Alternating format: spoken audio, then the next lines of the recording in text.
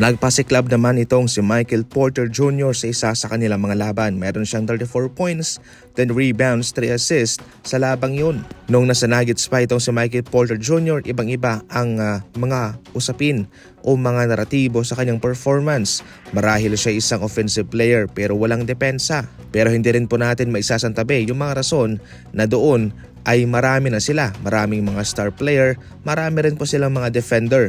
Kaya minsan ay lumiliit po itong lugar ng isang player para sa kung ano pa ang kanyang magagawa. Ngayon, sa Brooklyn Nets, ito yung pinaka-perfect na team para kay Michael Porter Jr. Magagawa niya ang lahat ng kanyang gusto. Kakamada siya ng malaking numero at mapapatunayan niya na kaya rin niyang dumepensa. Ayon pa nga kay Michael Porter Jr. pagkatapos na siya i-trade, parang hindi raw talaga siya gumugrow sa Nuggets. Pero ngayon, masaya siya sa kanyang bagong team sapagkat malawak ang lugar para siya'y mag-develop pa. Samantala, bilang mga nanay, mayroon silang karapatan na siyempre i-guide po tayo sa tamang daan. At ito ang magandang halimbawa sa mga nanay na dumidisiplina sa kanilang anak sa NBA. Number 1, ang ina nitong si Cooper Flagg. Nasa kolehiyo pa ay marami ng ngahong source of income itong si Cooper Flagg. Mas malaki pa nga ang kanyang kinita kumpara sa kanyang unang kontrata sa Dallas Mavericks.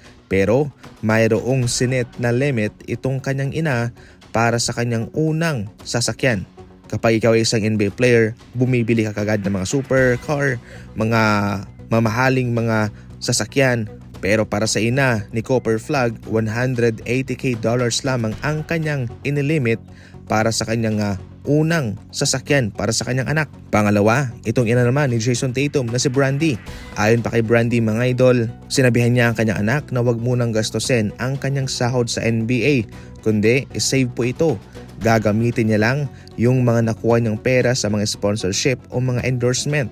Yun lang, isa lang po ang gustong iparating dito ng ina ni na Cooper Flagg at ni Jason Tatum.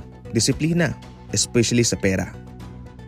Samantala sa isang katanungan naman kay Stephen Curry na kung siya ba'y magpapatuloy na maglaro sa kanyang edad up to 40 years old, ang sagot ng Stephen Curry, nakadepende sa option at sa sitwasyon. Kung siya'y nasa isang magandang lugar pa na makakalaro sa kanyang level sa ngayon, ay pwede pa siyang magpatuloy.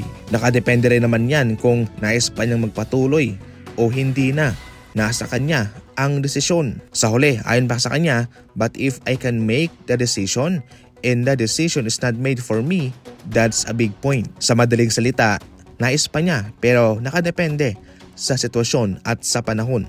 Yan lang sa ngayon ang ating mga balitang basketball. Maraming salamat po sa panonood.